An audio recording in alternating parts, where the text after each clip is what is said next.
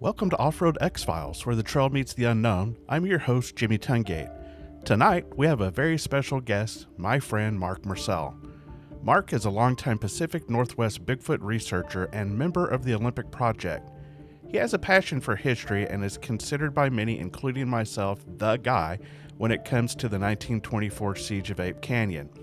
Through his professional ability as a land surveyor, his research on historical accounts, and visits to the area, Marc was able to uncover the location of the miner's cabin. It was a huge discovery in the world of Bigfootology, where Marc literally redrew the map and elevated the credibility of one of the best-known historical tales of a Bigfoot encounter. Marc is here to talk about his travels through time as he researches history, the Thompson Flats monster, his own incredible Bigfoot sighting, and Ape Canyon. Welcome to Episode 8, Tales of a Time Traveler and the Thompson Flats Monster. Marc, it's great to have you here with us tonight. Oh, Jimmy, I'm so thrilled to be. I'm really glad that you invited me on here. You know, you and I first met up in I think in March up on Mount Hood at a conference, Mm-hmm. and then you and I hung out for the weekend out in Randall, and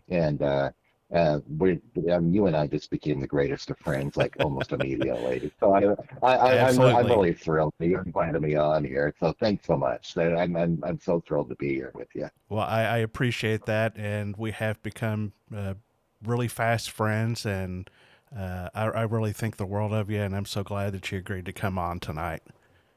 Oh, absolutely. Anytime. I'll do anything for you, man. So I know a little bit about you, but I've got tons of questions.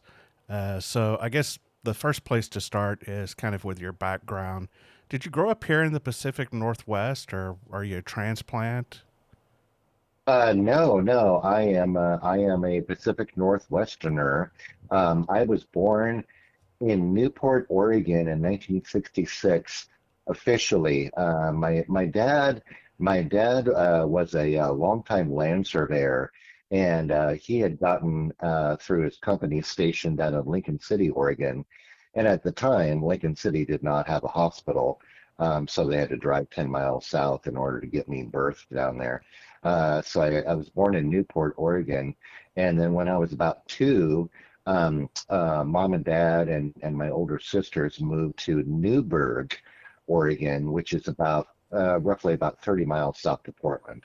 So I basically grew up in Newberg, but I've always been Pacific Northwest pretty much my whole life. Nice. So living here in the Pacific Northwest, it's the proverbial hotbed for Bigfoot.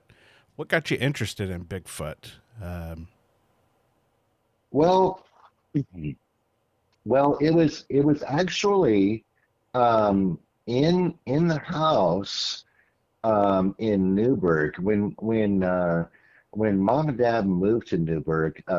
They bought an older house on Winooski Street there, and I had three older sisters, and my three sisters had moved out, being the young adults, older teenagers, mhm. and they left behind.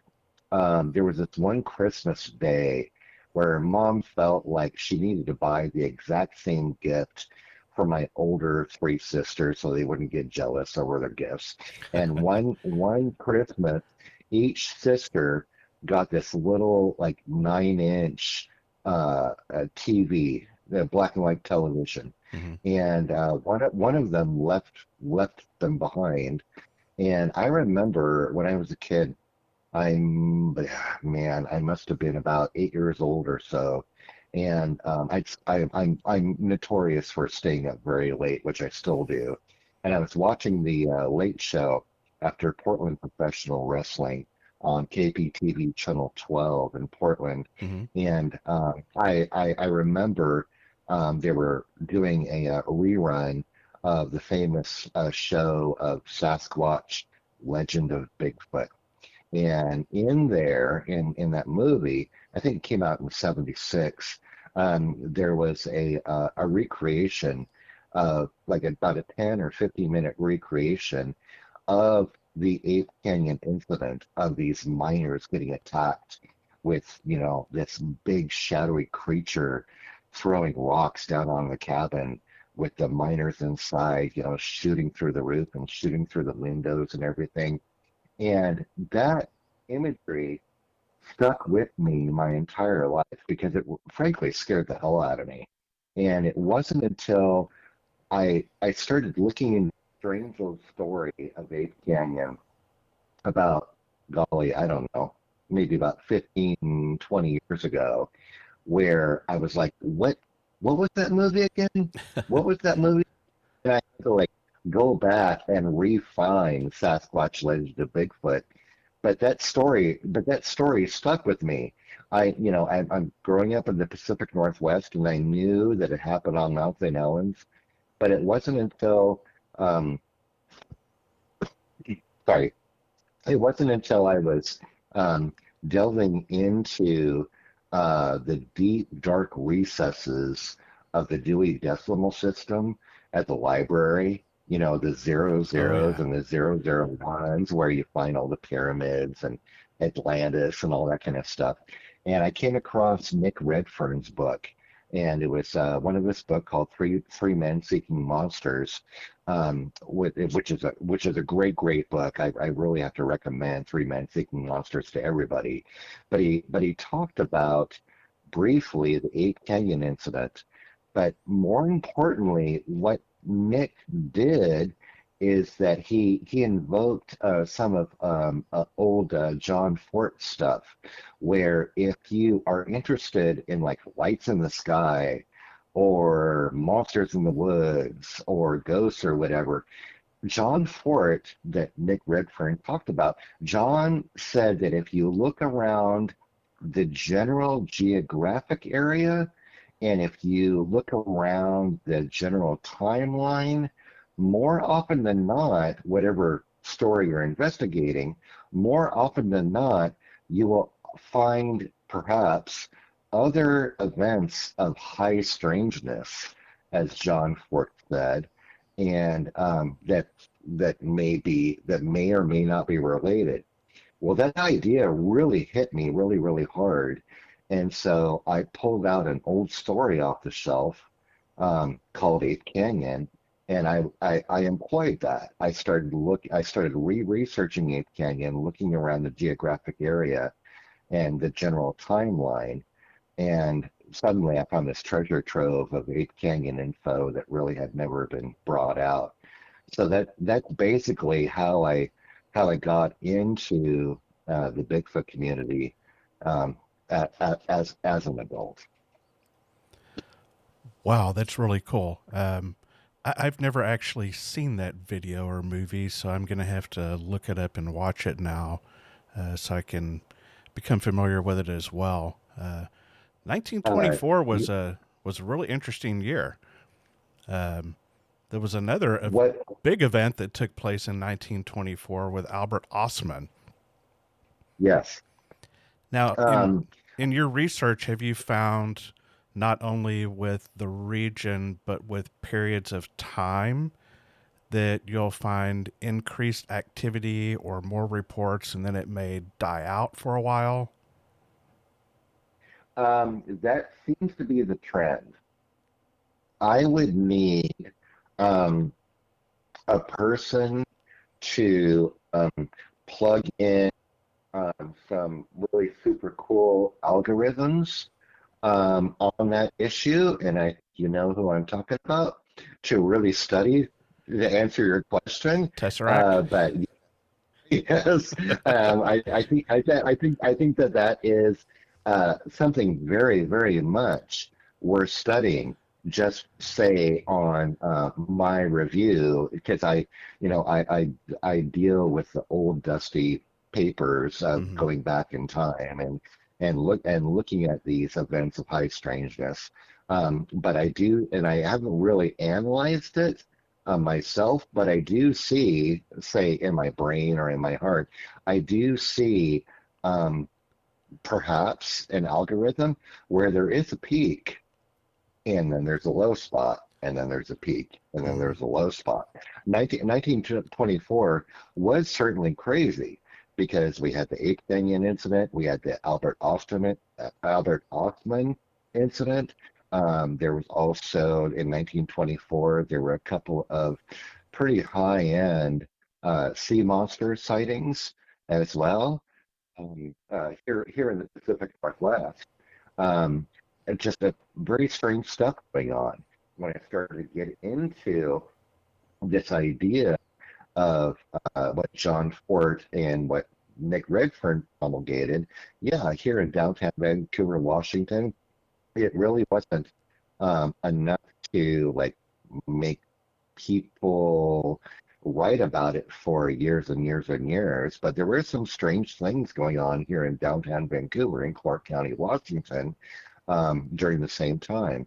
So there do seem to be highs and lows, and that's definitely something to think about. Similarly, in the late 50s and early 60s in Northern California, Humboldt County. Mhm. Sure, we had the Jerry Crew incident, but I have collected reports of other loggers who were working in the area about in that 10-year time period. And eventually, Patty showed up with the Patterson-Gimlin film, and they told me similar stories that were almost remarkably just like the Jerry Crew incident, but Wow. they had no idea who Jerry Crew was, Right. and they didn't know that much about Bigfoot, but they were building a logging road, and they show up in the morning, and there are these huge tracks in the mud, and all of their machinery and oil drums are all messed up and thrown down into the draw down into the creek bottom, very much like the Jerry Crew incident, right? Right. And so there was also that other peak, shall I say, now that you brought it up, in the late 50s and 60s and maybe into the mid 1960s, where there were a ton of incidents going on as well. I think that's why history and historians are so important, because you're able to do the whole time travel kind of thing and go back and connect the dots for things and events that may have been missed on the surface at the time, but you're able to later go back in and put it all together. And I think that's incredibly important, and one of the things I really appreciate about you. Things did, but you know, everybody who enjoys uh, time travel was a time machine. Um, they're working on their individual projects of what they're incredibly interested in, and they're burrowing down Hmm. into it.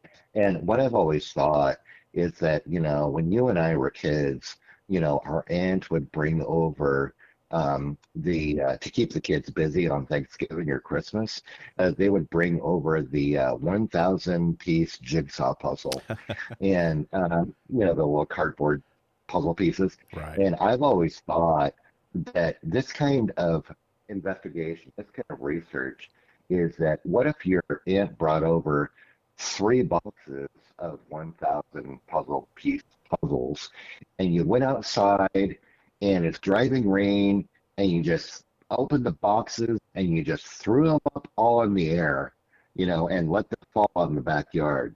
And then 50 years later, you have to go out in the backyard and find all those little cardboard pieces and put it together. Hmm. You know, that's what historical research really is. But one can only do that with the incredible help of librarians and archivists. These people are my heroes. You go to the National Archives, you go to state archives, you go to county archives, you go to the library. These people are not really into whatever you're researching. They're just seeing a piece of paper and saying, wow, this looks like it may be important to somebody in the future, Hmm. and they catalog and they put it into a file so that you and I can show up 20 years later and say, hey, do you have any information on this? And the librarian and the archivist is like, oh, sure. here's a box. You can go ahead and look through it. Those people are my heroes, and I feel like those are the people that are actually saving civilization. You and I may have research projects, but it's only because we can go to that library. We can go to that archive, and there's an archivist there who has kept all this information for us. And those are some of the most important people in the world to me. I agree. Um, Very cool. So you mentioned that you had looked into other things that happened in the region back in 1924. Um, Yeah, and you had also mentioned Vancouver. Was there something that happened there? that was odd. That was one of the first things that grabbed my brain when I started to look into Ape Canyon. I grew up in the Pacific Northwest. I had seen Sasquatch legend of Bigfoot, and I knew it was a local story. The first thing I did was go to the library and go through the microfilm and started to look around the timeline around here, Clark County, and yet one thing which was probably relatively banal at the time, but Mount St. Helens is basically, well, Mount St. Helens is in Skamania County, but Mount St. Helens, where the Ape Canyon attack took place, is right sort of at the corner where Skamania County, Cowlitz County, and Clark County all come together. And at the time, again, it's the time, but at the time there was that whole corner where the counties come together was on fire. There was a massive forest fire going on at the time, which was eventually quelled by firefighters, but also because of some rains that came through. But that whole area was like super on fire, and that's always been on the back of my mind about this whole area was on fire during that time in late June and through the early part of July of 1924. But the other thing that really grabbed me, which was a very, very strange story, and I'm actually calling you from downtown Vancouver right now.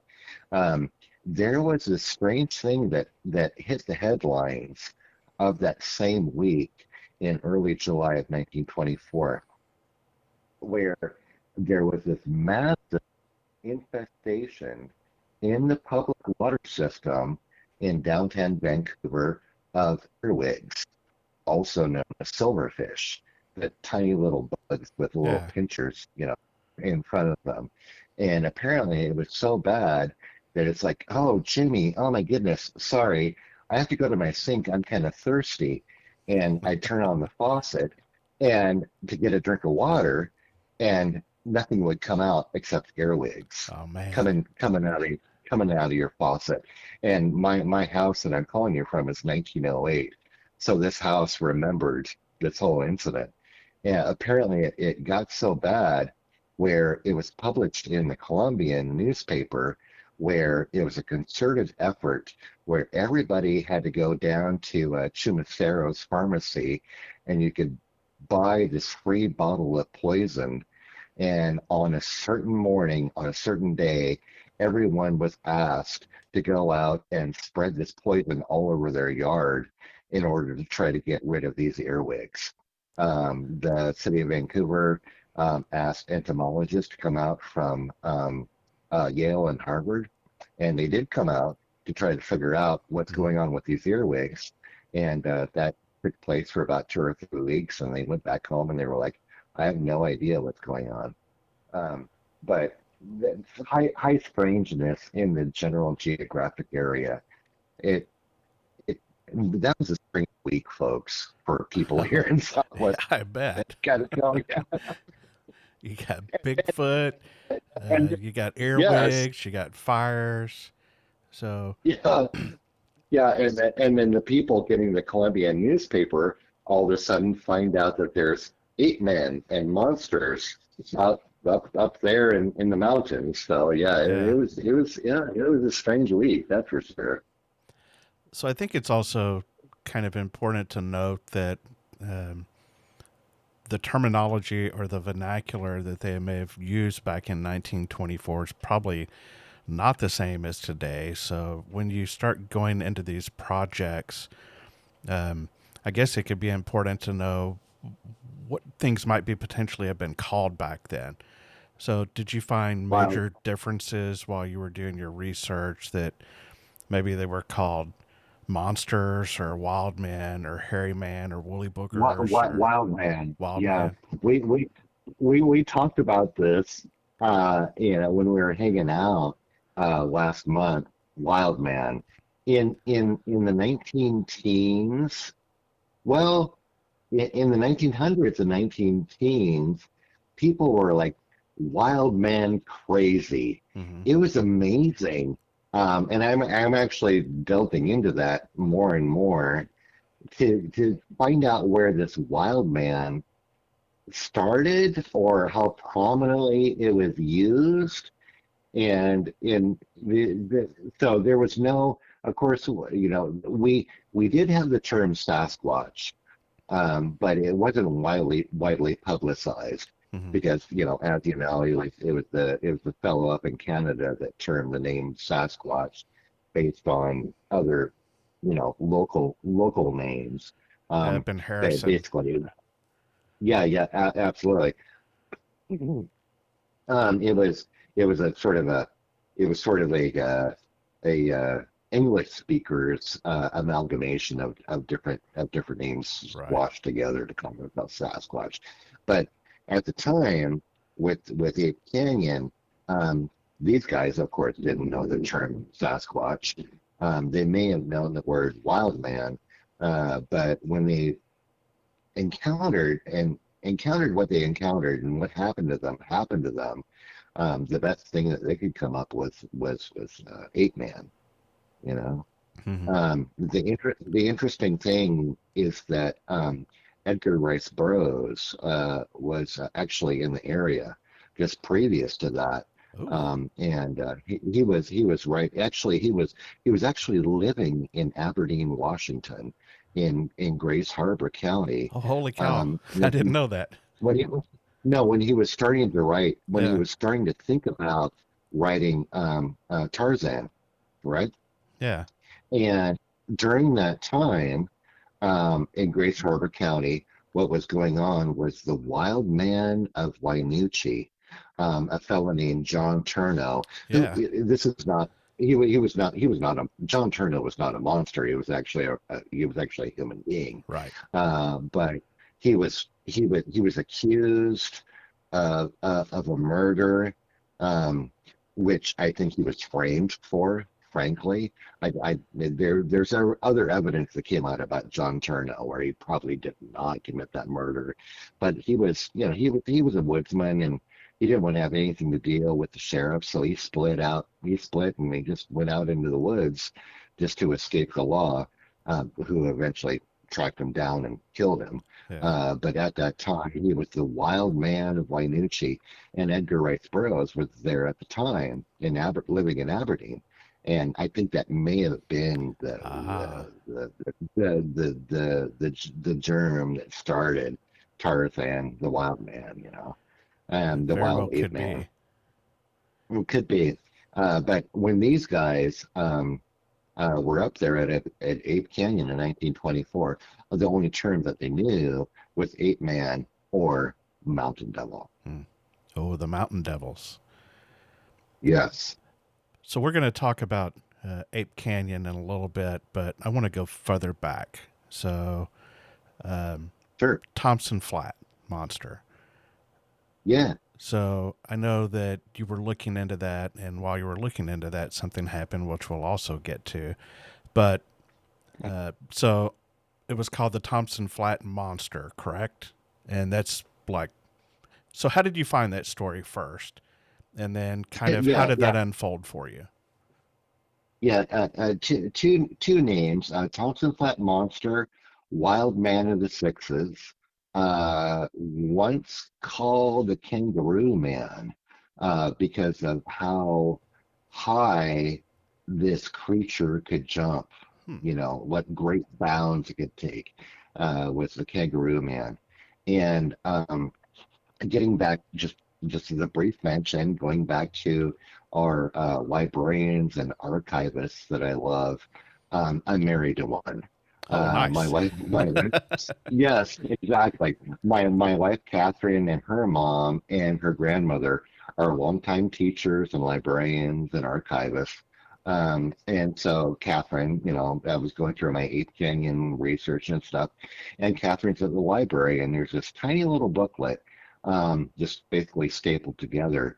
And what this little booklet was a sort of a compendium of going through the decades of newspaper reports from Oregon and Washington, I think southern British Columbia as well, just short little paragraphs. And so I got to this little paragraph, and there were a group of miners who were attacked in their cabin in 1904, and they were there doing gold mining activity. And this paragraph, and their cabin was attacked twice in 1 week. Hmm.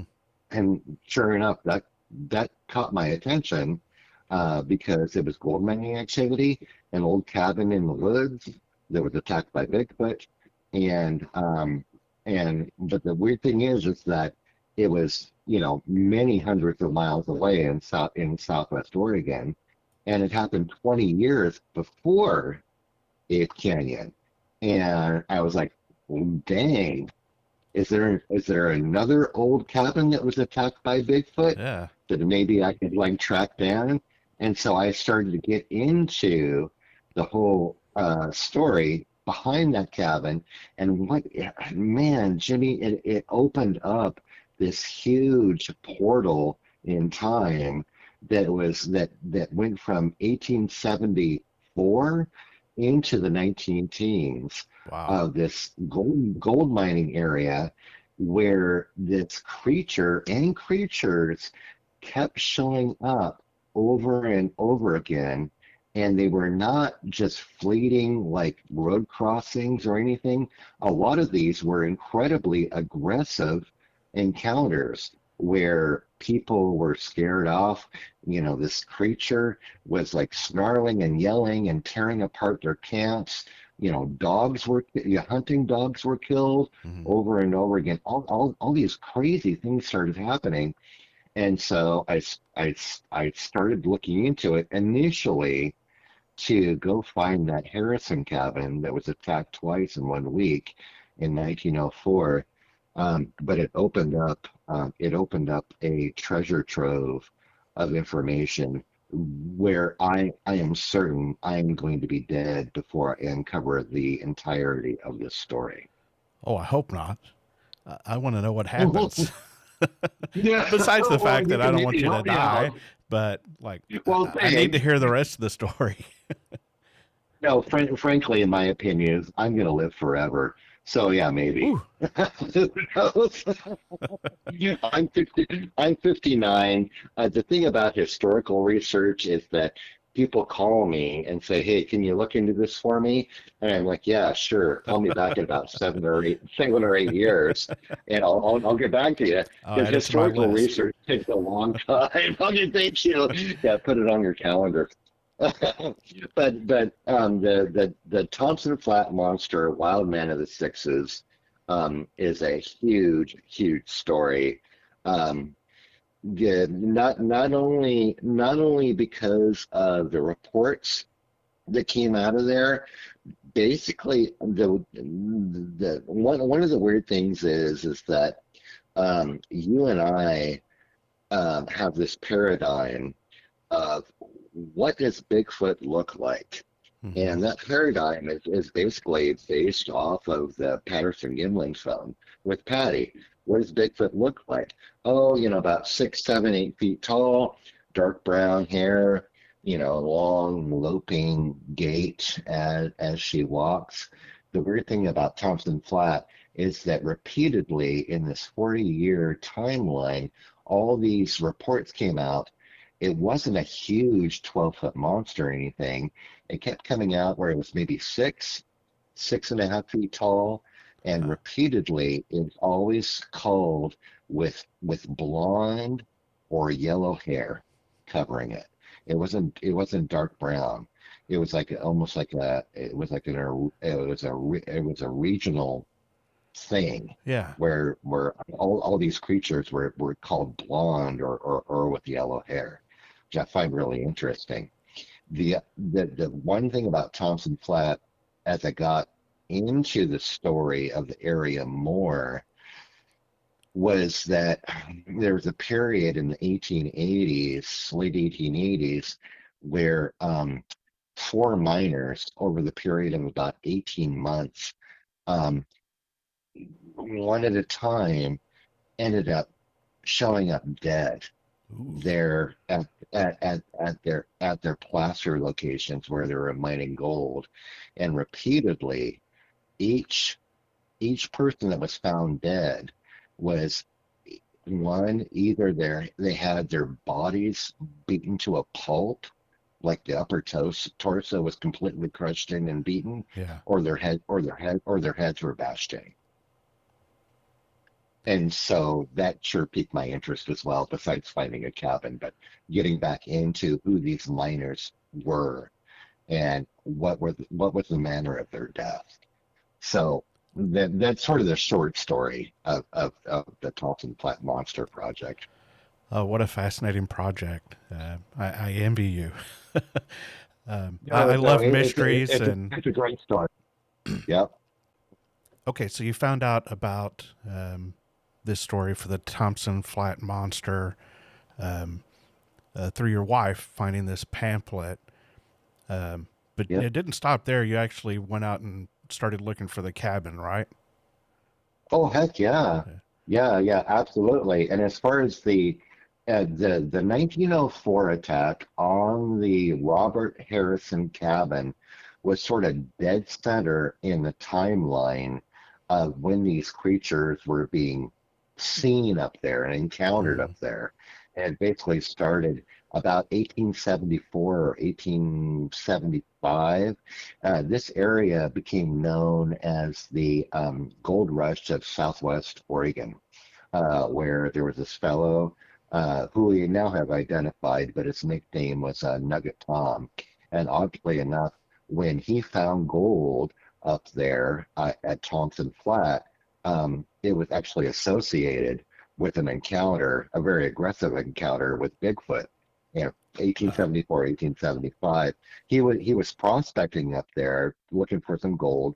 I am not a geologist, but my geologist friends friends have told me that quartz and gold tend to go together, yeah. and so quartz in the ground was quite well known. It's like, holy smokes, there must be gold up there. So Nugget Tom was going up there, and he was looking for gold, and he was basically stationed, you know, about 10 miles away in Port Orford, on the town on the coast.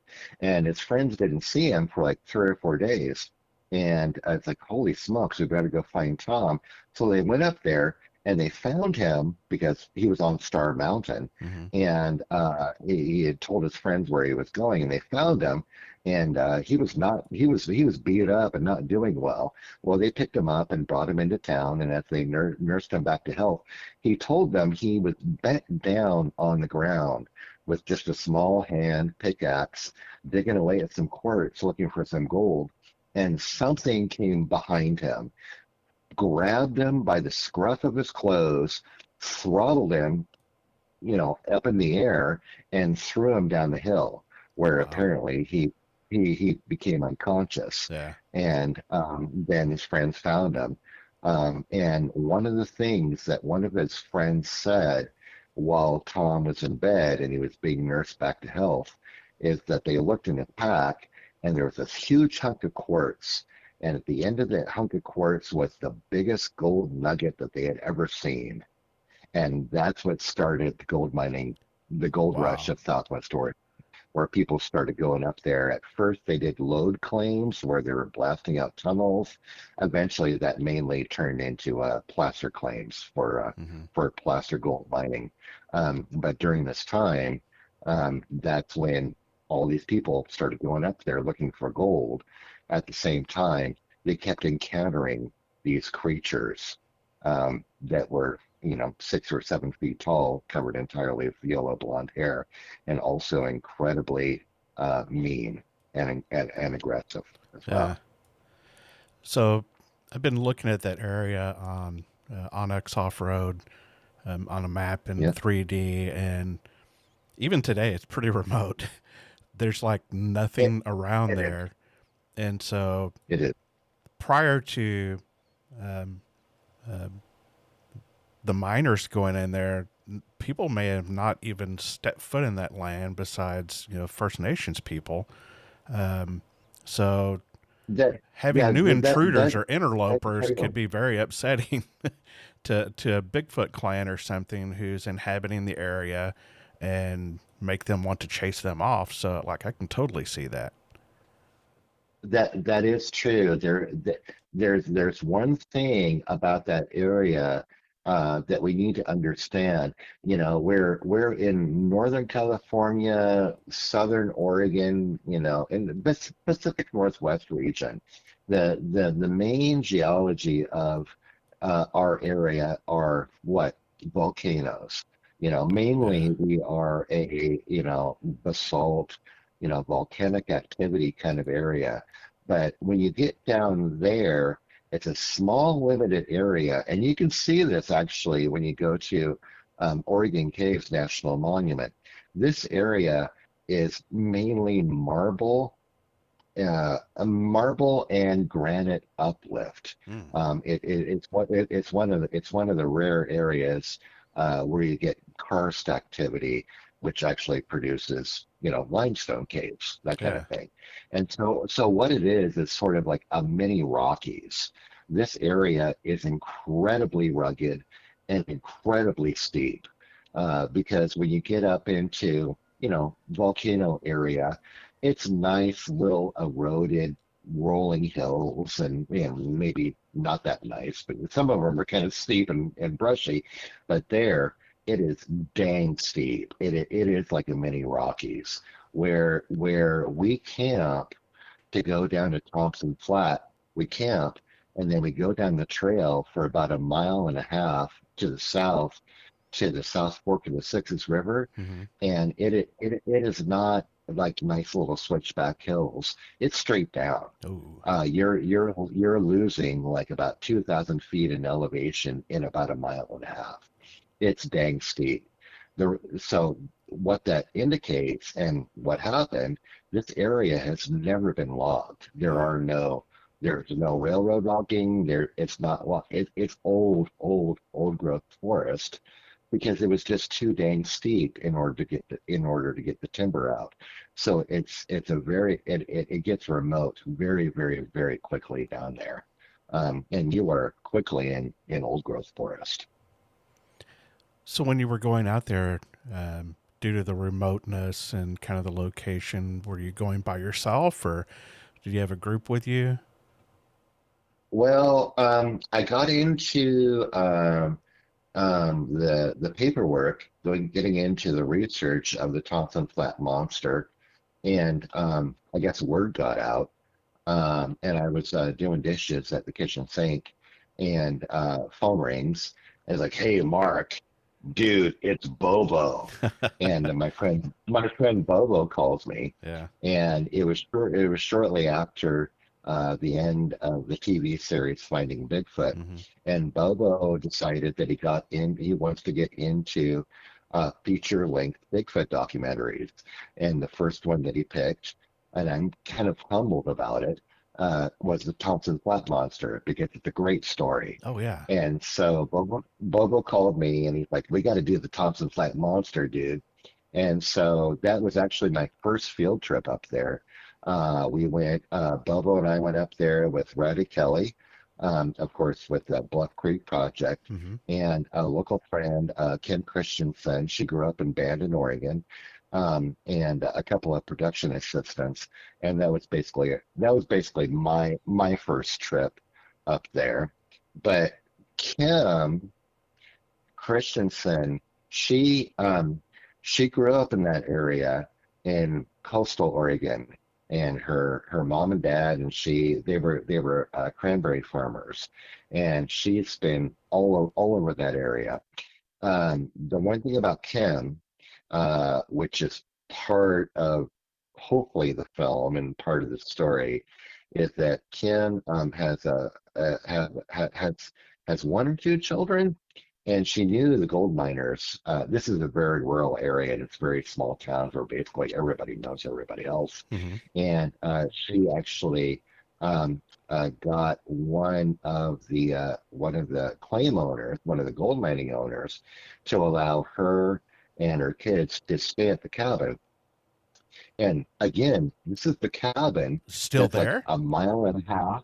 Yeah, the cabin's still Oh there. my God. And oh yeah, this ties into some of the dead miners who got killed up there. But yeah, she so a friend of hers actually got this claim of one of the miners who were killed up there in the 1880s, and his cabin is still there. It's Wow. a gorgeous cabin, and it's like way out in the middle of nowhere. And she and her kids decided to go down, and it's like, hey, let's try some gold mining, kids. And they were down there in Mike Madigan's cabin down at Butcher Gulch near Thompson Flat. Uh-huh. And yeah, sure, some things showed up in the middle of the night and just beat the hell out of the cabin. Oh Didn't get Lord. in, but she's pulling out her revolver. She had agreed with the claim owner that she would stay there for 6 months, Uh-huh. just hanging out down there. But they were down there for like something like 2 weeks, and they just got the hell out of there Oh, after holy the smokes. cabin was attacked. So Kim was also part of the party that we went down there to investigate the area and do some filming. So I want to ask you a question, and it's something that I've thought about a lot, I've wondered about a lot. So one of the, we'll say, attributes that Bigfoot is supposed to have is incredible strength. Why is Sure. it that time after time they, well, maybe time after time is a bad word, but there have been reported stories through history of them attacking cabins, which it seems they could have easily dismantled and destroyed, but like Sure. maybe chose not to. Do you think Sure. it's just like intimidation that they're slapping around on it, maybe acting like they're going to destroy it to try to get them to be intimidated and leave? What do you think? What do you think is happening there, Mark?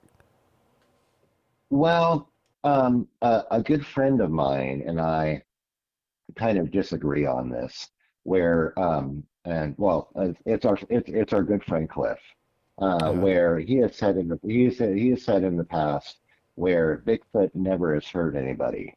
Um, I am not, well, sure. I buy that to a degree until I got into the possibility of these four dead miners at Thompson Flat, with their bodies crushed in or their heads beaten to a pulp. But there's a long history. You're right, of where campers, there was a trailer with a woman camping in the 1970s up on Mount St. Helens, where she's just in there with her poodle, and something is beating the crap out of her travel trailer, mm-hmm. but doesn't get in. And a travel trailer is only basically like, Aluminum. pretty low Yeah, gauge. Yeah, pretty low gauge sheet metal. That's all it is, right. And one, of course, with the evidence that we've seen and the stories that we've heard, yeah, Sasquatch is quite strong and pretty darn large. They could take apart a travel trailer pretty quickly. They could also take apart a 20 by 10-foot log cabin that was built up at Ape Canyon Yeah. pretty easily as well. They really wanted to get in. So, that there's that brief blip in my investigation where there are four miners who were killed by unknown means in an area where there's a very, very aggressive creature or creatures up there who don't want humans around. But for the most part, you're right. It appears to me that there are humans, you and me kind of humans, who are coming in and doing something. We're building a logging road, or we're gold mining. We're blasting with dynamite in order to do mining. We're cutting down trees or something. And maybe these creatures, these individuals, are just being nice to not kill us the Right. way that maybe I would if someone came into my house. I'm not a gun guy or any, like, I'm not violent at all, but I would be like certainly like very, very angry if someone tried to come into my house or Right. try to, like, make a mine or whatever.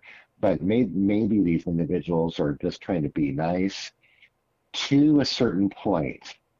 And I think that that's probably the highlight of that is on the night of Thursday, the July the 10th of 1924 of Ape Canyon, where they had it. And it's like, you guys had better leave right dang now or else, and that's when the attack on the cabin happened. Yeah. And it worked. They left, and they never came back. So this is a reoccurring story over and over again. I think I'm agreeing with you where I think it is intimidation. It is like, this is your last call. Get Yeah. out or else. You know. I think it kind of even goes beyond that. I have a theory. Um, and Go for it. so recently I did a show called Who's There? And it's kind of about a little bit of the history of house slaps or slaps on cabins, slaps on trailers, things of that nature. And I tend to think like those occurrences, and I hear over and over again of Bigfoot running right through the middle of camp. You hear the Sure. come and gone, Yeah. just run right through the middle of the camp. And I can't help but Yeah. picture in my mind a couple juvenile Bigfoot standing over in the tree line, goading each other. Hey, I dare you to run over there and put your hand on that tent and poke somebody in the head. I dare you to run through the middle of camp. I dare you to run over there and Yeah. slap that house, because they're there and they're gone. And although they have the power to do so much more, they choose not to. And I wonder if sometimes it's not just fun and games for them, but then whenever you come in and you really start intruding and you build a house on, in their front room, that they get a little bit more upset and maybe take it a step further to where they really pour on the intimidation. Um, I mean, you and I are humans, and you and I, with our sweethearts, have produced human kids. I also, because of my Westport Aquarium gig, I'm heavily involved in the NOAA Fisheries Marine Mammal Stranding Network, Mm-hmm. and so I work with adult seals and adult sea lions, and I also work with juvenile sea lions and seals, and even just like tiny tiny little like deer going through the woods. We all know how kids act. Yeah. But sometimes they do stupid stuff, and you're not supposed to do that.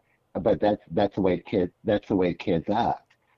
With humans or any other mammals. That's where with Yeah. what you're bringing up, I tend to fall into the camp in the Bigfoot research world of the North American wood ape, as opposed to, say, Gotcha. interdimensional portals or Right. whatever.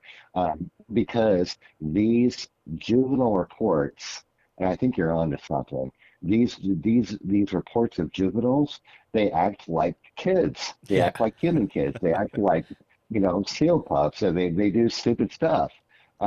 So I really think that could very well be what's going on when there is a when there is an encounter of an individual, a purportedly a Bigfoot individual coming into camp really, really close to us humans.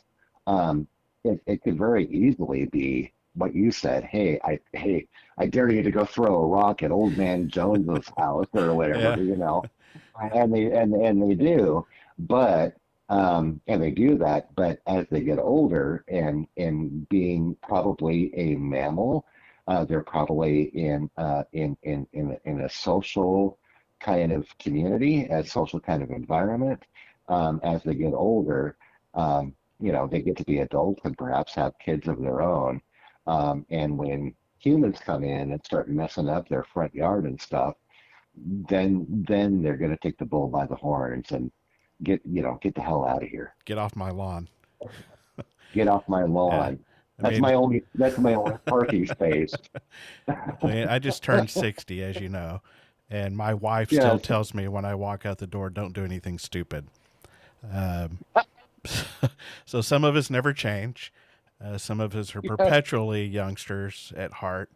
Um, but yeah, so Kim went out there and she stayed, and she Yeah. got basically chased out after a couple weeks, and then y'all went Yeah. back again, or did Yeah. y'all We go did. back as a group? And kind of what happened then?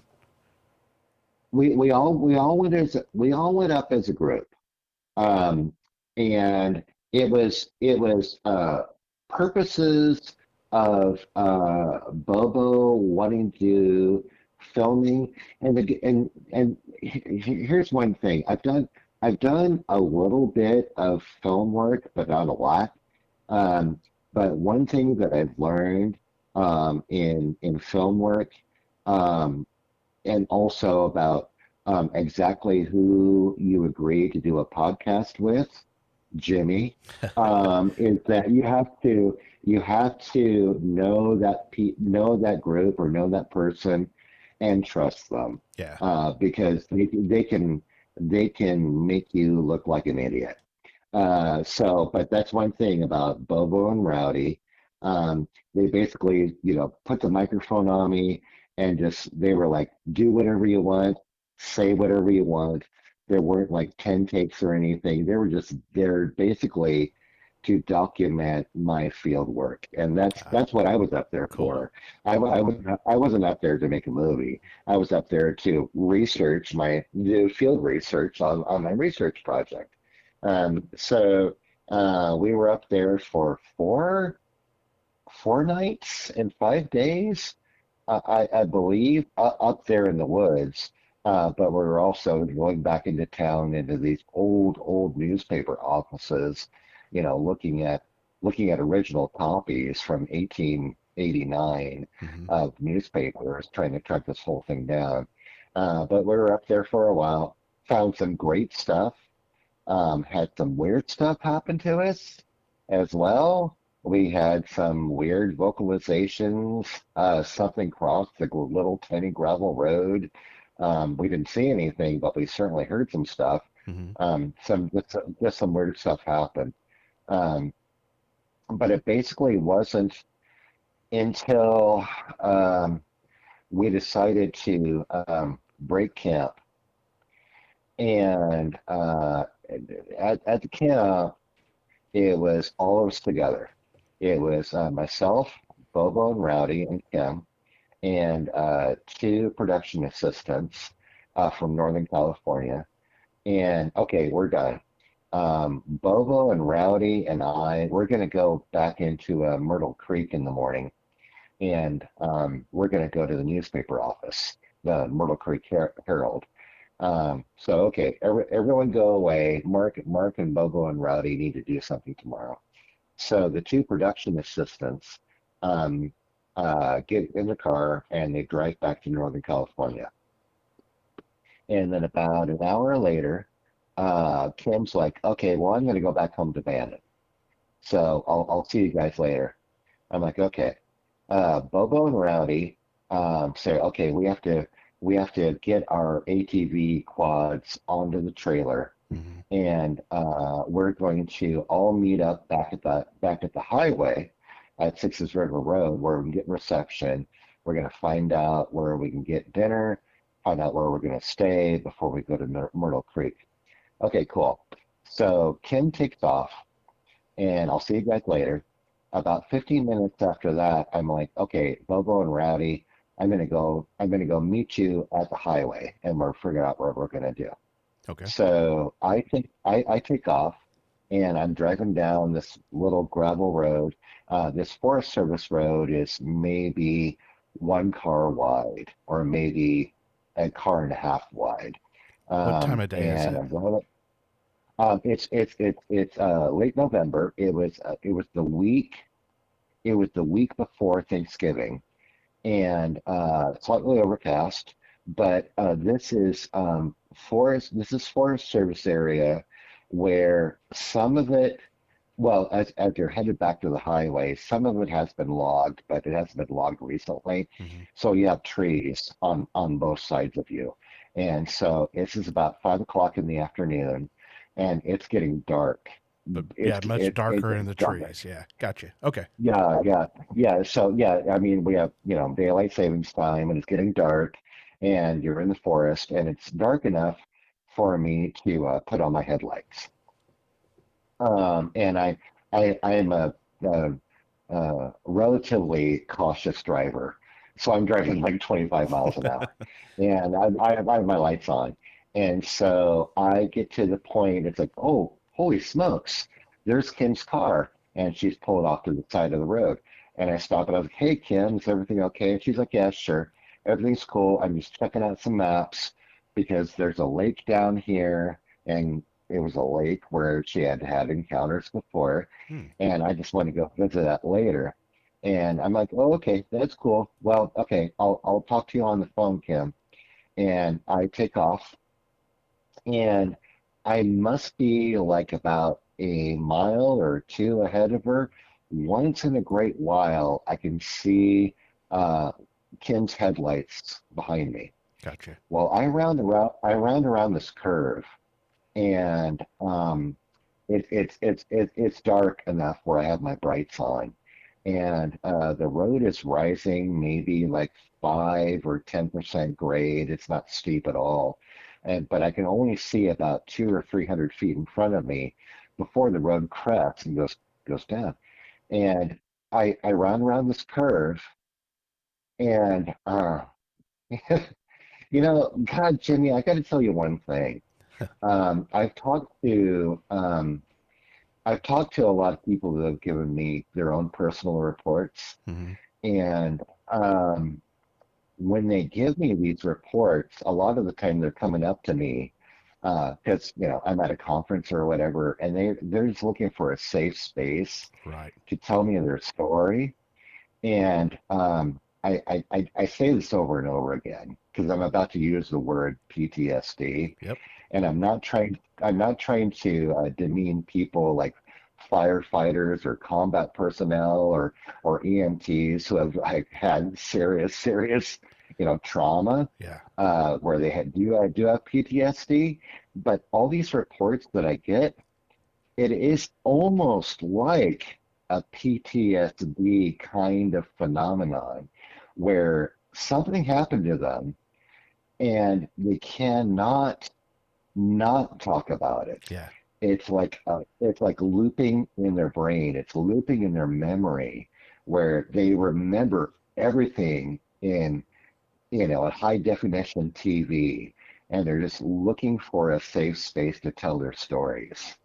And I've gotten these reports so many times, and I guess I'm about to tell you my story because it is That's sort what of I'm hoping. PTSD.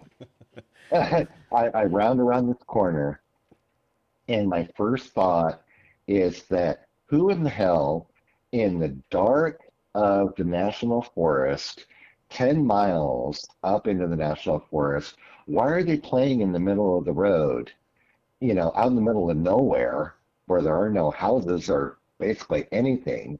And the next thing in my split second brain was, why are they wearing a firefighter's outfit? Mm-hmm.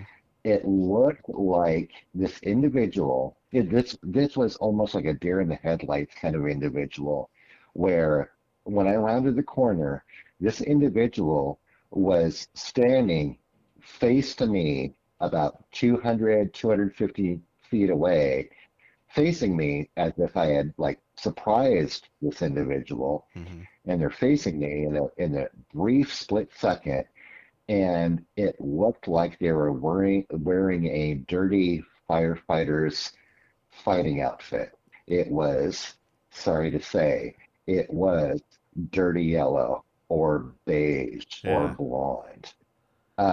Big, bulky arms, big, bulky legs, not that much of a neck. Like the first thing I thought of was like a firefighter's or a traffic flagger's outfit, with a collar turned up, hardly any neck, and it was facing me. And I was like, crap. I kind of pulled my foot off the gas a little bit, but I was still creeping forward. And just before it went from my left to my right, it paused for a second. It took one step, but as it took a side step, it looked downhill, down the very steep up bank going down to the river, and it looked, and a second individual comes out from a crouching position, standing up, um, dressed, looking the same way, 6 to 6.5 feet tall, yellow, dirty yellow, beige, blonde, and they just start cooking it across the road right in front of me. And I'm still advancing in my little Honda Civic. Mm-hmm. And the thing that gets me again about the paradigm of what do we think that Bigfoot looks like? How does Bigfoot move? Well, we all know it looks like Patterson. It looks like Patty from the Patterson Gimlin film. No, these two moved so quickly. They were in a jogger's fashion, running upright like a jogger, but their movements with their legs and their arms were so quick, quick, quick, like you're looking at an insect move. It was it was shockingly jerky and quick, and it was God, Jim, it was. I still choke up, and I don't know why, but it was like nothing that I had ever seen before in person or on any video, where it was just plain disturbing. Um, I um, I was sure exactly where they exited the road Mm-hmm. because the first individual went off to my right up the hill, and by the time the second individual went up the hill to my right, I was within maybe 50 feet ish. I was like right on top of them. So I was kind of unsure where they entered the road, but I was damn sure where they exited the road. And I know, and I was, I was, I was, I was pretty shook, Oh yeah. um, by what I saw, and it was the weirdest 5 or 6 seconds of my life. Um, but I it was at the point when the second individual split. Um, I almost hit the gas to keep going, but and again, split second thinking. Um, I knew I knew this was not cognitive reasoning thinking, but I knew that I was not going to be able to not talk about this to all my Bigfoot friends, all my Bigfoot research friends. And I knew that if I kept on going, they would be like, since they weren't there, they'd be like, why the hell didn't you stop? So I slammed on the brakes.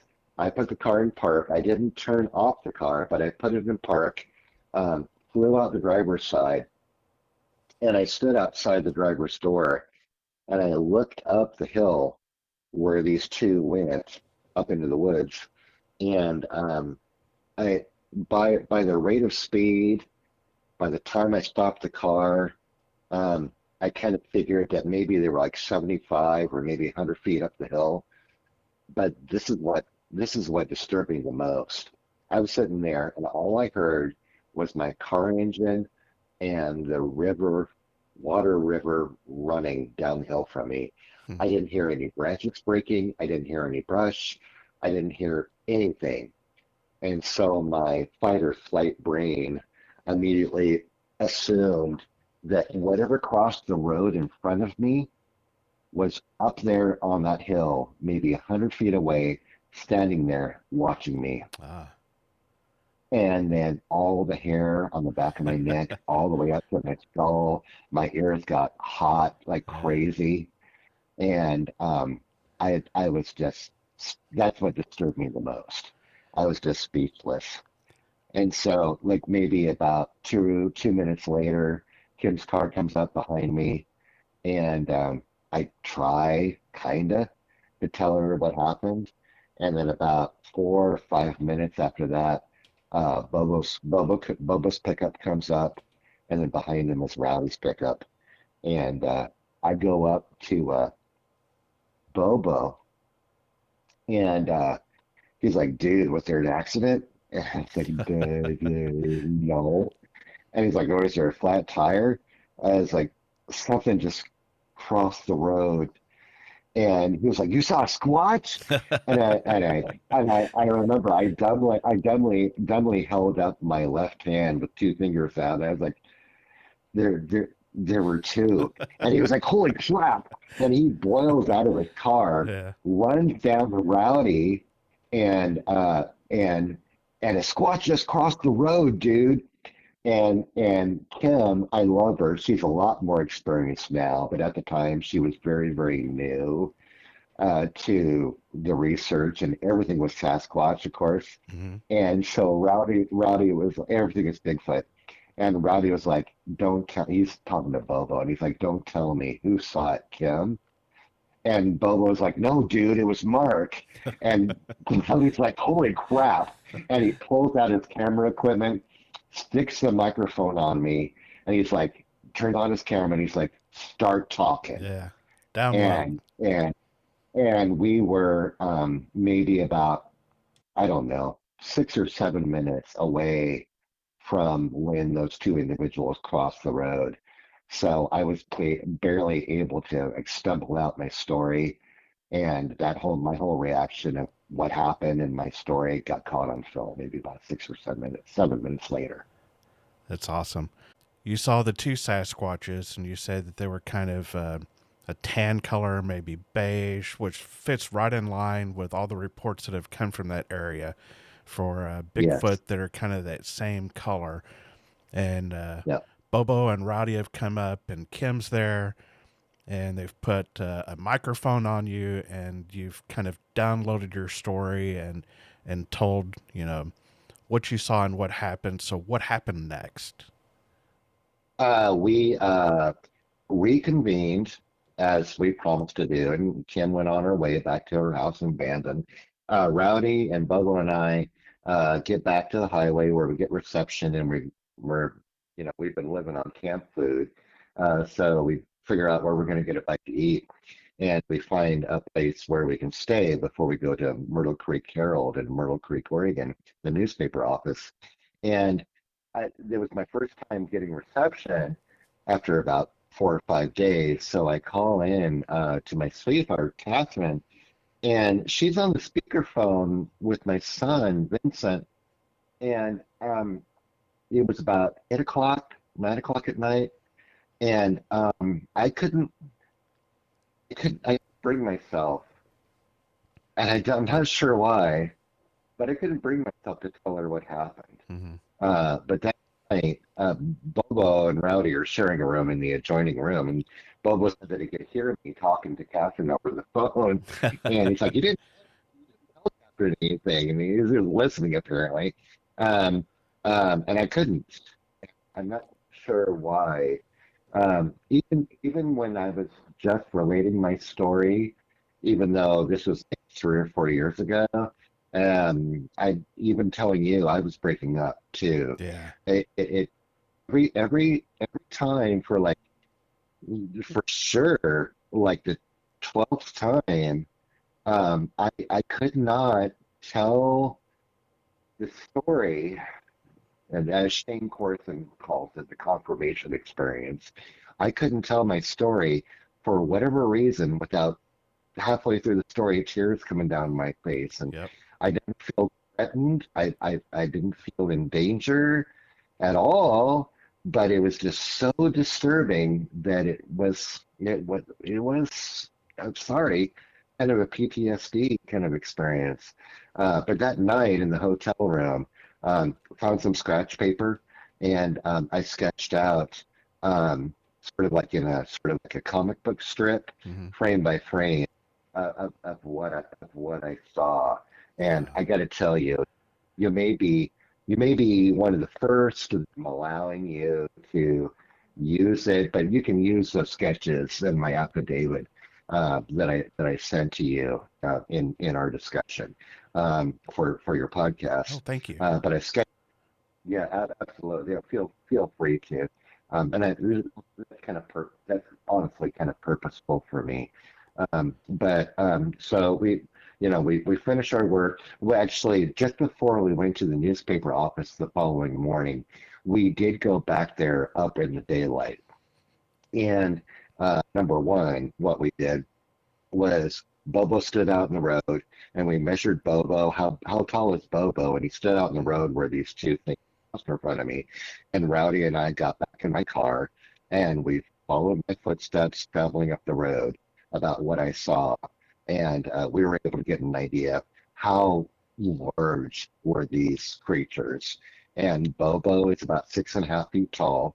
The first individual is about 6.5 feet tall, because that's what I observed Hmm. seeing Bobo. And the second one was about 6 inches, half a foot shorter than that. When Okay. we went up the hill and we looked for impressions, we did find impressions. Not even though we did have plaster, nothing was really like castable. Yeah. Frankly, because it was just too dang steep in order to Right. get like a good flat footprint. But then we went on our way and we said goodbye, Yeah. and we promised to love and see each other every week after that. But the thing is that the following week was Thanksgiving, and my daughter came and joined us for Thanksgiving, and and that night before my daughter came, I was laying down in bed with my wife, and I was like, honey, I don't know how to tell you this. I saw something in the woods, and Yeah. I just I just broke up. I was like practically sobbing, and I don't know why.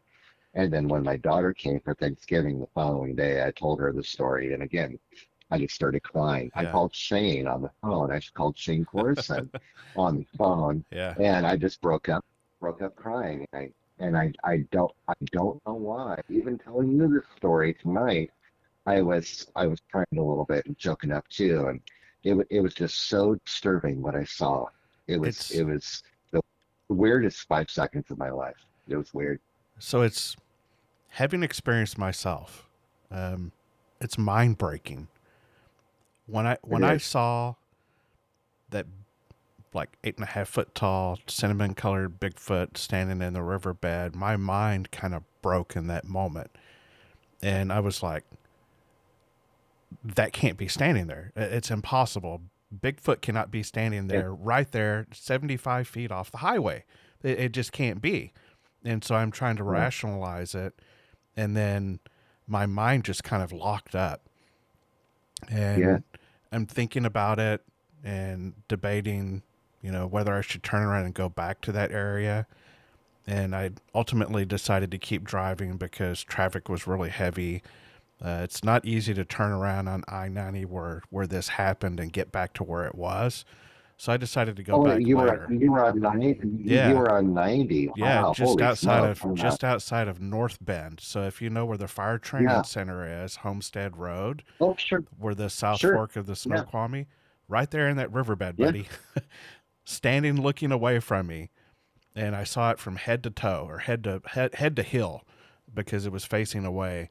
But my mind literally broke for a minute. And then I know exactly what you're saying, because for a long time, and sometimes I still struggle with it. And I've told the story, like you said, you need to talk about it. It's cathartic.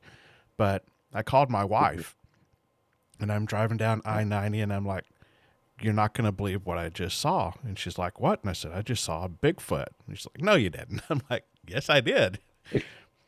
Um, No, but no, no, Jimmy. yeah, it just, It was an elk. yeah, It was the wind. it was a bear. Uh, and I'm trying to rationalize it myself and say, like, okay, it was a tree stump. It was driftwood. Um, it was a tree stump that had hair hanging off of its limbs about 6 inches long, that's cinnamon color. Right. Yeah. So I go back out there 2 weeks later, and of course, there's no stump there. There's no deadfall there. There's nothing. The river's Sure. really down because it's November and all the snow melt off and everything's already happened. It's getting cold. So the river's very low. Yeah. So I get what you're saying. It's hard to digest. And I just had Henry on, who talked about his sighting up on Mount St. Helens, and it just happened, Oh back yeah. Labor Day. And he's like really in the throes of struggling with it right now, trying to figure out what he saw. So it's a pattern that happens over and over again. And like, one of the reasons I started this program was to provide a safe space for people to come on and talk about their experiences and not have to worry That's about great. being ridiculed or anything else. So, Good. um, but I, So I can't that tell you how much I appreciate you sharing your experience with us. Um, you were going to say something else, so go ahead.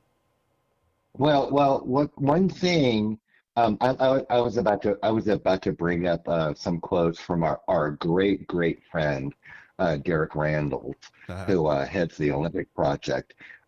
With one of his quotes was that of course, it's not, of course, believing, it's knowing. And yes. what Derek talked about is that it's right in front of you. And Derek is one of the most square, straight shooter guys I know. And he just said, I saw what I saw, and I know what I saw. Yeah. And he's not like really justifying about, what this phenomenon really is. It's just, I know what I saw. Know what I saw. And there Yeah. was, yeah, there was an incredible experience for me, and I believe it was it was Squatch Fest, the conference that takes place in Kelso, Washington. And I went there, and Derek at first was, no, I don't want to talk, I don't want to speak because I don't have that much to say. And Shane and I were like, you have plenty to talk about. And so he was convinced to make a presentation. And I was standing in back. And Derek did talk about the Olympic Project and all the great stuff that the Olympic Project does and everything. But then he started to get into his own personal experiences, his experiences along with Tori, his wife, and what they have experienced up there. And Mm-hmm. one thing that I try to tell people, this is based about my experience about watching Derek talk, is that there's a speaker on stage at a Bigfoot conference, Jeff Meldrum, God bless his soul, and whoever Shane or whoever the speaker Right. is, and the super important, Bigfoot researcher, and they know everything. But when they talk about their personal experiences, it's profound Yes. because it's like there's this super important guy, but then they talk about their own personal experiences and maybe sometimes break down on stage, talking Right. about this, cinnamon colored, stump with 6 foot long or 6 inch long hair. Right. And that's where I decided, listening to Derek talk, it's like it's okay. I'm doing this purposefully Yeah. to share my experience to everybody because I'm not an important guy. But what I want to do is tell everybody it's okay to talk about it, to normalize it, because Amen. the more that we talk about it, the more that we normalize it.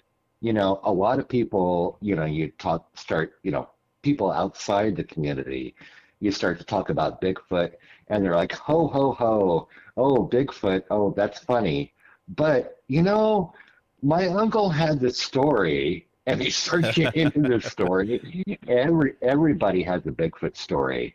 And I think that the more that we talk about it and the more that we normalize it, the more that the research is going to progress.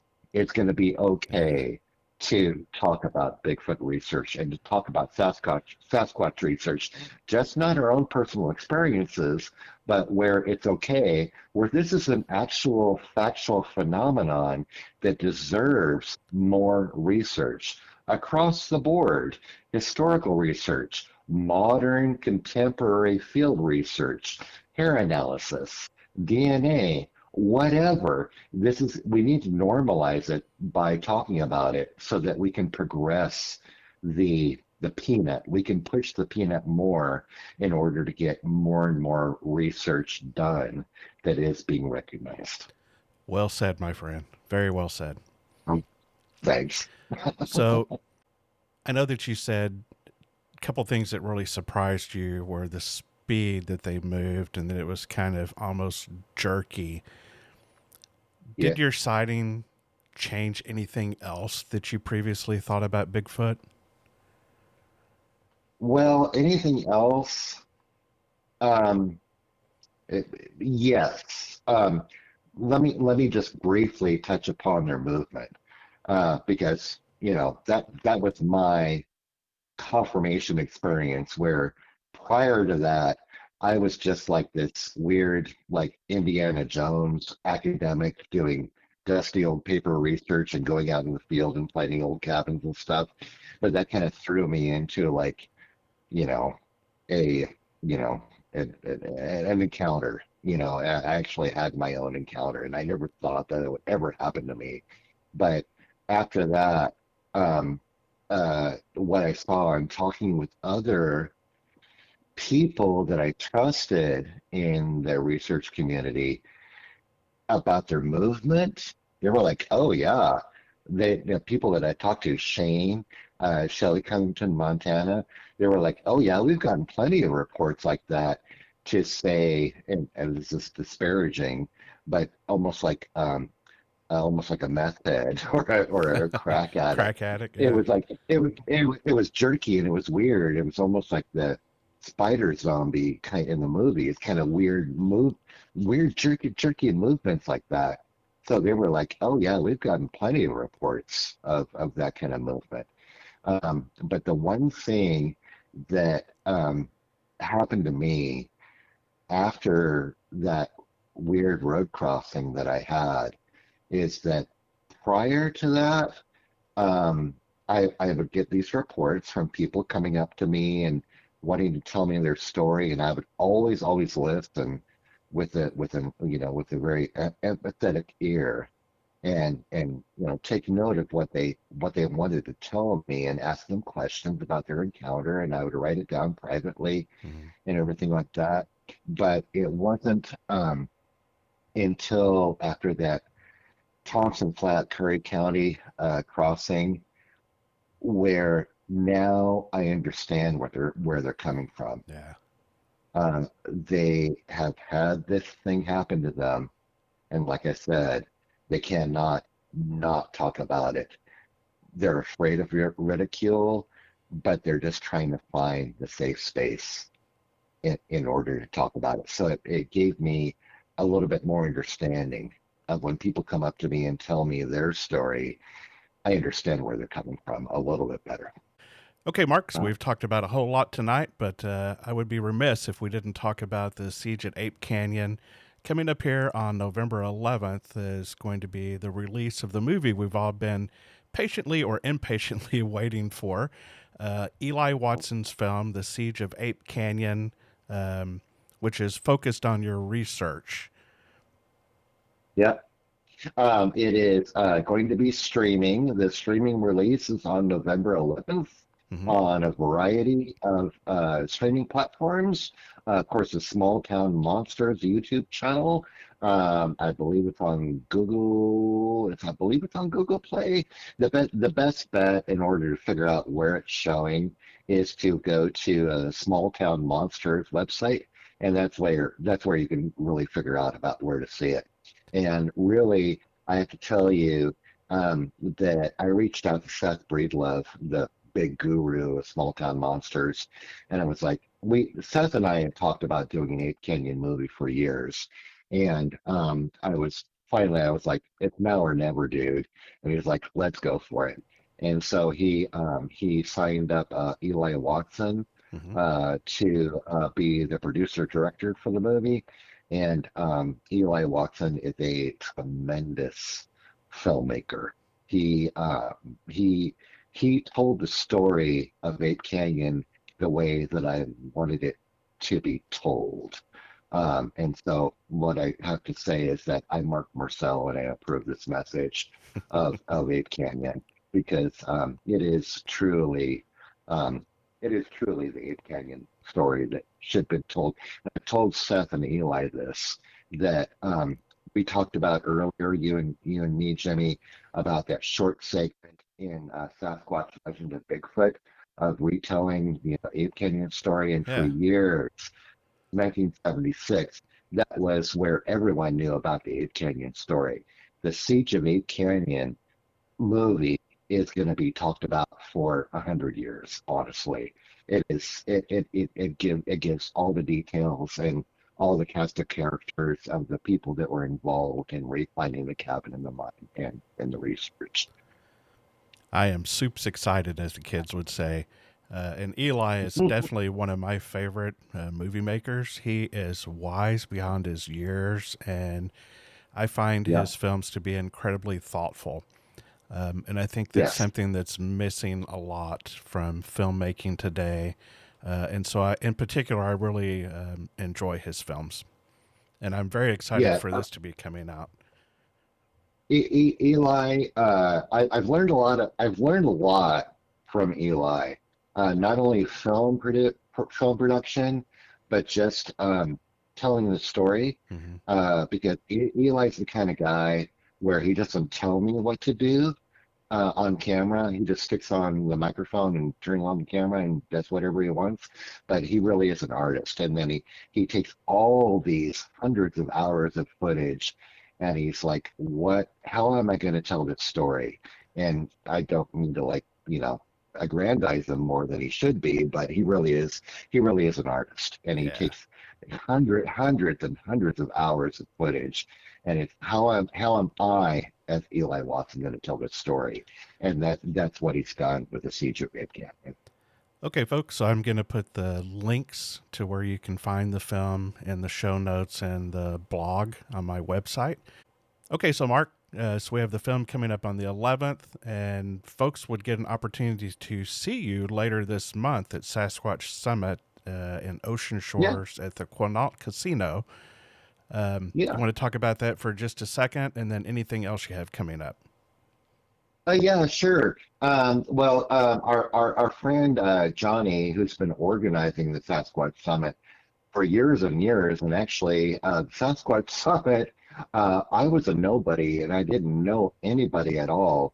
But in a way, that was sort of my first in-person introduction into the Sasquatch research community. Hmm. I just showed up because I knew that Bob Gimlin was going to be there, and I wanted to interview Bob because I Ah, understood that Bob and Roger Patterson had gone up to Ape Canyon sometime in the 1960s. And a friend introduced me to Bob, and Bob and I are friends, but Bob Gimlin is friends with everybody. He's a great guy.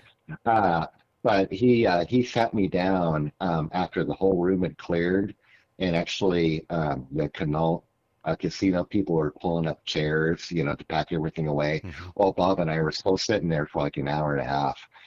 He gave me stories for Oh, an hour and a wow. half about Ape Canyon, his rodeo days back in Yakima, all this kind of stuff. Right. The one thing about these conferences, and it worked out for me because I made great contacts that year at the Sasquatch Summit. When you go to a conference, don't be shy. Just walk up to someone that you want to talk to and meet and talk to them, and you will make great contacts. Perhaps you have your own research project Yeah. that you want to get some advice on, and other speakers or whoever else is around there, you'll make great contacts, and maybe you'll get some advice, and maybe you will actually find a way to apply your own skills that you have, whether you're a carpenter or a plumber or an IT guy or whatever. You might figure out how to apply your own skills in order to pursue your own Sasquatch research project. And the next thing that you might know, you might be invited there to be a speaker yourself. Or you So might that's kind of what, you might be the one yeah, that finds the piece to the puzzle. yeah, exactly. That one hunk of cardboard of Yeah. the 1,000-piece puzzle. So anyway, yeah, so I'm going to be there the weekend before Thanksgiving at the summit. And then also I'm doing a gig. Well, actually, I'm doing a couple of gigs. Please look up Hassling the Paranormal here in Vancouver, Oh, yeah. Washington, Yeah. with the Paranormal Pub with our good friend Jason Hassler. We're going to be doing a screening on December the 6th Cool. of the Siege of Ape Canyon down here in Vancouver. You can find out with Jason Hassler and Hassling the Paranormal. And then come January, I've been invited to speak at the heartland of Ape Canyon, where it all got started in Kelso, Longview, Washington, for Nice. Squatch Fest. Yeah. I will be there for that one as well. Oh, cool. Oh, my goodness. Okay. Good. Well, Mark, my goodness, my friend, I can't tell you how much I appreciate you coming on tonight and sharing your stories and your experiences with the Off Road X Files family. Already looking forward to the next time, my friend. Oh, absolutely. I mean, not just on your show, but when we get a chance to hang out together and just trade stories and stuff. Oh, yeah. And when I start a podcast eventually, perhaps you'll be my first guest. Oh, that would be amazing. And I would definitely do it. Thanks, man. Okay, All right, cool. Mark. Take care, my Okay. friend. Thanks, Dave. You betcha. Anytime. Thank you for joining Marc Myrsell and I for this episode of Off-Road X-Files, Tales of a Time Traveler and the Thompson Flats Monster. Please remember to subscribe, like, comment, and share this episode with your friends and groups. It will help Off-Road X-Files to continue to grow. Remember, I'll be at Sasquatch Summit in Ocean Shores, Washington, November 21st and 22nd. That takes place at the Quinault Casino and Resort. Come out and see me and enjoy a fantastic lineup of speakers. Until next time, keep your eyes on the tree line, and remember, out there in the dark between the trees are the questions and the answers.